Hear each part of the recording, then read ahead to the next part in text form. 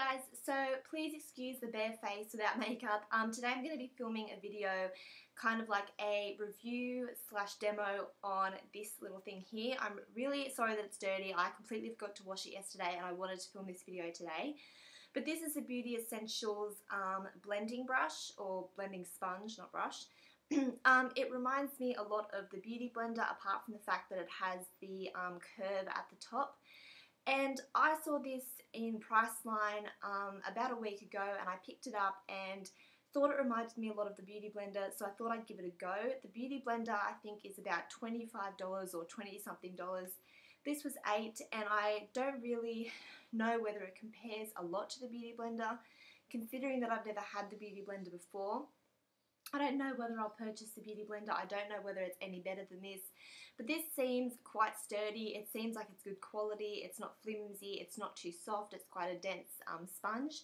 So if you don't want to, you know, whack out the $20 or something for the Beauty Blender, I think this is a good way to go.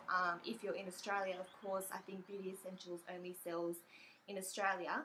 But yeah, if you have tried the Beauty Blender and you've tried sponges like this, please let me know whether or not they do compare. But I just wanted to show you guys how I apply my makeup with this. I'm going to be using my Fit Me foundation from Maybelline in 210. And I prefer to use a liquidy foundation, specifically one that I can tip out, just because I prefer the application. I think it gives a more full coverage application rather than dotting foundation onto your face and then blending it out. And I'm just using the back of a powder compact for this, and I have dampened the sponge, so I'm just going to apply about that much on. This part, obviously, like the back, is meant for the foundation, and then you can sort of use the top for concealer as well, like the Beauty Blender. I didn't really like the curve at first, but it is kind of good to get that grip on, whereas the Beauty Blender doesn't have that curve that you can sort of hold and grip on to put on your concealer. But anyways, so I'm just going to cover that like that, and then all I do is just dab the foundation onto my skin. Yes, this foundation does not look like it matches my skin, but it really does, I promise you. And also it's really grey outside, so it is washing me out, making me look a lot more paler, but this does actually match the rest of my body. So I'm not wearing a foundation that doesn't match me. So you just basically dab it on. At first I didn't like the application of it because I felt like my hand was getting sore. But it actually gives quite a nice finish. I'm just going to put a little bit more for the other side.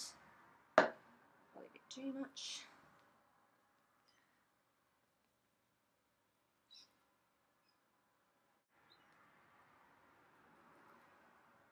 So what I like about and I'm really sorry for the lighting, I know it's not really doing much justice, but the thing that I really like about the Beauty Sponge is that with brushes, you know, you can sometimes find that the foundation doesn't always blend in super well. It can sometimes stick to, well, not stick to, but sort of sit on top of your skin. It's harder to blend in. This just basically blends straight into your skin because you're patting it, pushing it in, rather than with a brush where you're sort of blending it out, moving the foundation around. You're pushing the foundation into your skin, so it's going to give a more flawless, natural finish. And I'm just going to apply some down my neck.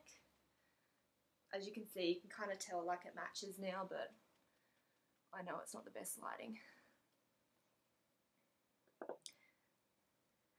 The finish is a really natural looking foundation look. As I said, if you're using a brush and you're moving around the foundation a lot, you know, sometimes it can look a bit streaky. It does blend in, obviously, but I feel with sponges like this, you're pressing the foundation right into your skin, and it just gives a really flawless finish. It doesn't look streaky. It doesn't look like it hasn't blended in. It's just pressed straight into the skin.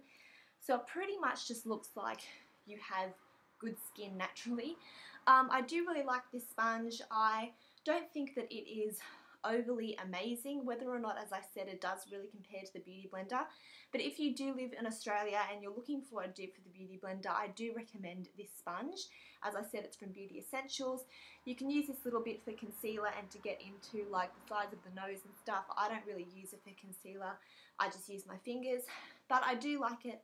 Does give a flawless finish, does press the foundation straight into your skin, and I do think it is a good product. It's about $8 from Priceline. I think you can probably get it somewhere else, but I do recommend it.